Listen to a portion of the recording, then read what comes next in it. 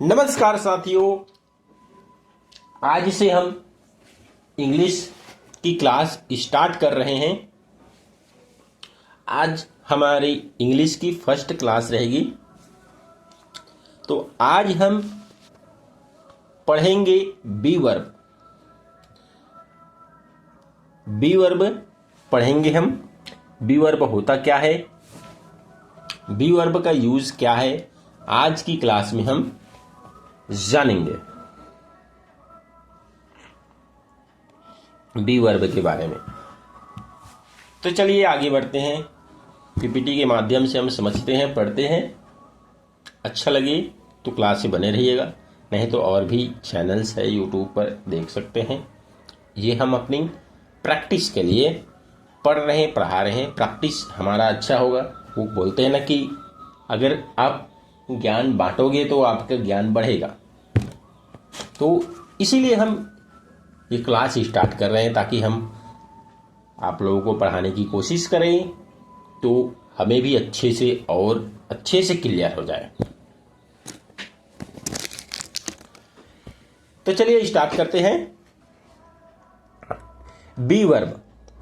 B verb का इस्तेमाल तब किया जाता है जब किसी व्यक्ति की या वस्तु की या स्थान की स्थिति या अवस्था के बारे में बताना हो, तब हम बी वर्ब का उपयोग करते हैं, बी वर्ब का प्रयोग करते हैं। बी वर्ब का इस्तेमाल कब किया जाता है? जब हमें किसी व्यक्ति, वस्तु या स्थान की स्थिति या अवस्था के बारे में बताना हो, तब हम बी वर्ब का इस्तेमाल करते हैं, इसका प्रयोग करते हैं। देखिए, इसका मुख्य परिभाषा है, जब वाक्य में किसी कार्य यानी एक्शन के न होने के बजाय,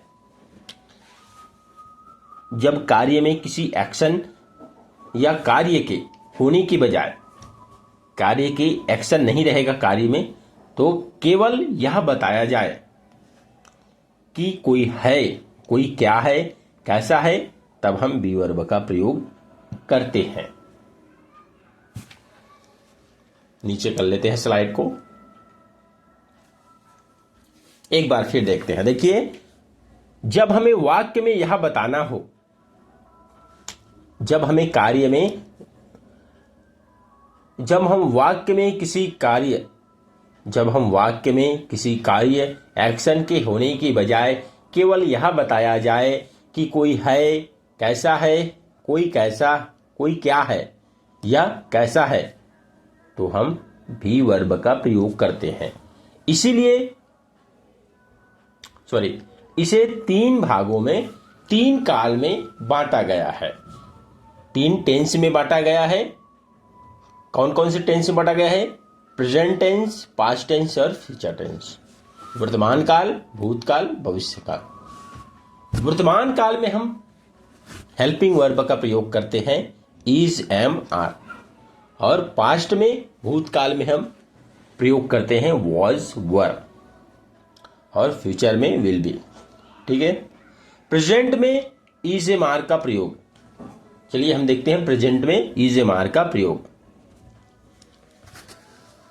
वर्तमान समय में स्थिति बताने के लिए इनका प्रयोग करते हैं। इसका प्रयोग करते हैं, इज, एम, आर का प्रयोग करते हैं। वर्तमान समय में स्थिति को बताने के लिए हम इज, एम, आर का प्रयोग करते हैं। इज का प्रयोग कब करते हैं? सिंगुलर सब्जेक्ट के लिए करते हैं। जैसे अगर सब्जेक्ट ही, सी, इट या कोई नाम है तो हम इज का प्रयोग करेंगे, इज का। ठीक है। और एम का प्रयोग हम कब करेंगे? केवल आई के साथ करेंगे। अगर सब्जेक्ट आई है तो हम एम का प्रयोग करेंगे। आर का प्रयोग हम कब करेंगे? जब सब्जेक्ट प्लूरल है, बहुवचन है, तब हम आर का प्रयोग करेंगे। जैसे यू, वी, दे या दो व्यक्तियों के नाम होता है, तब हम आर का प्रयोग करते हैं। चलिए आगे बढ़ते हैं। स्ट्रक्चर क्यों जरूरी है, चलिए देखते हैं। स्ट्रक्चर अंग्रेजी में वाक्य बनाने के लिए बहुत महत्वपूर्ण हिस्सा है।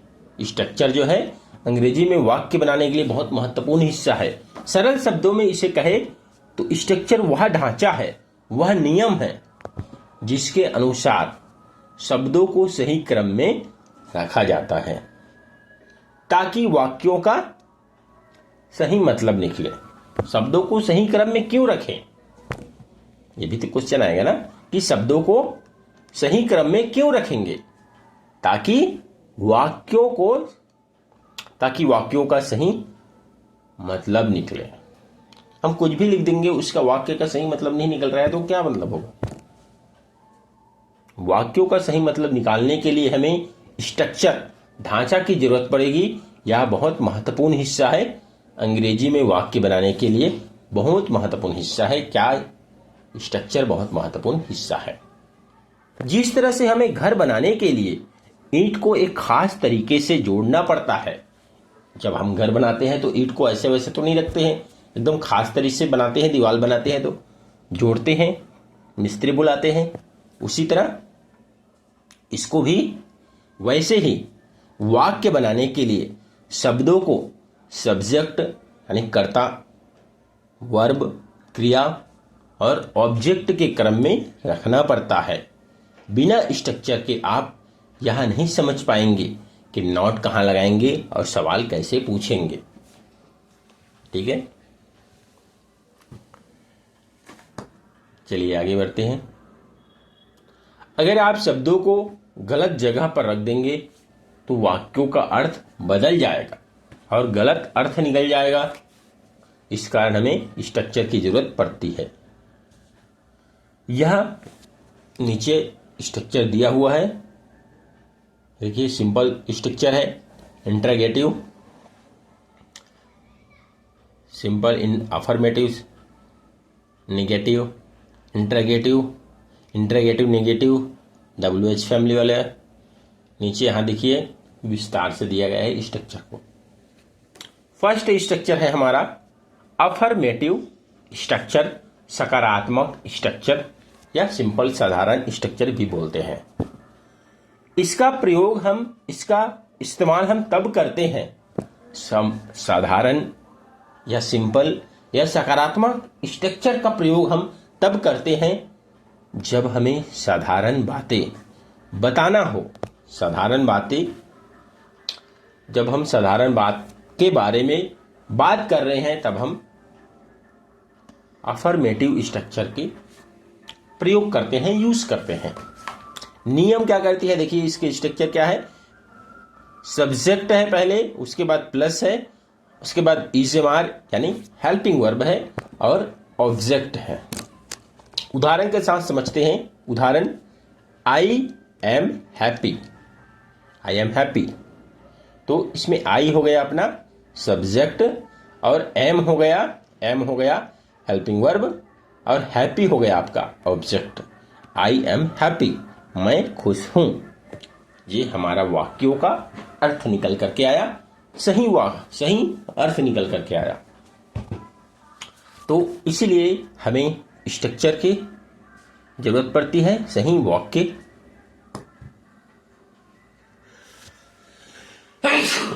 सॉरी, नेक्स्ट है अपना नेगेटिव स्ट्रक्चर। नेगेटिव स्ट्रक्चर है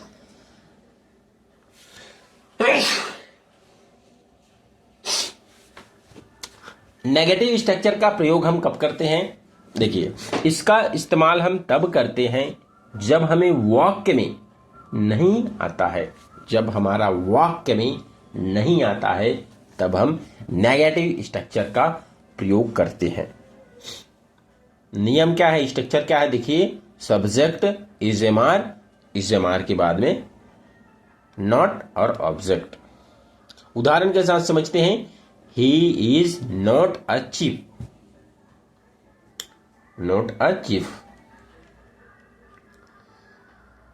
ही हो गया हमारा सब्जेक्ट, इज हो गया हेल्पिंग वर्ब, नॉट का नॉट और अचीव ये हो गया object. He is a thief.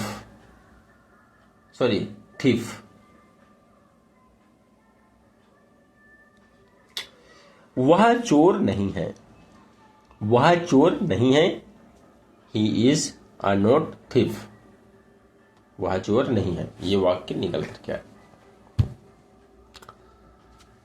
तीसरा है अपना इंट्रागेटिव स्ट्रक्चर. इंट्रागेटिव स्ट्रक्चर, प्रश्नवाचक स्ट्रक्चर. ठीक है, इसका इस्तेमाल हम तब करते हैं जब हमें ऐसा सवाल पूछना हो जिसका जवाब या तो हाँ होता है या तो न होता है. इसका इस्तेमाल हम तब करेंगे जब हमारा पूछा हुआ सवाल का जवाब यदि हाँ होगा या न होगा, तब हम इंट्रागेटिव सेंटेंस, इंट्रागेटिव स्ट्रक्चर का प्रयोग करेंगे. ठीक है, इसके सबसे पहले क्या होते हैं, सहायक की यानी हेल्पिंग वर्ब का इस्तेमाल किया जाता है. यहां देखिए नियम में देखिए, इज एम आर पहले आएगा, उसके बाद सब्जेक्ट आएगा, उसके बाद हेल्पिंग वर्ब आएगा. उदाहरण के लिए है are you a student. Are you a student, क्या तुम विद्यार्थी हो. आर क्या हो गया आपका, हेल्पिंग वर्ब हो गया. हेल्पिंग वर्ब यू हो गया आपका सब्जेक्ट और स्टूडेंट हो गया हमारा ऑब्जेक्ट. क्या तुम एक विद्यार्थी हो. इसका सेंटेंस का अर्थ निकल के आया, क्या तुम एक विद्यार्थी हो. अब वह बोलेगा नहीं मैं एक विद्यार्थी नहीं हूं, हाँ या नहीं जवाब देगा. नहीं मैं विद्यार्थी नहीं हूं, हाँ मैं विद्यार्थी हूं. इस टाइप से. चलिए आगे देखते हैं इंट्रागेटिव स्ट्रक्चर.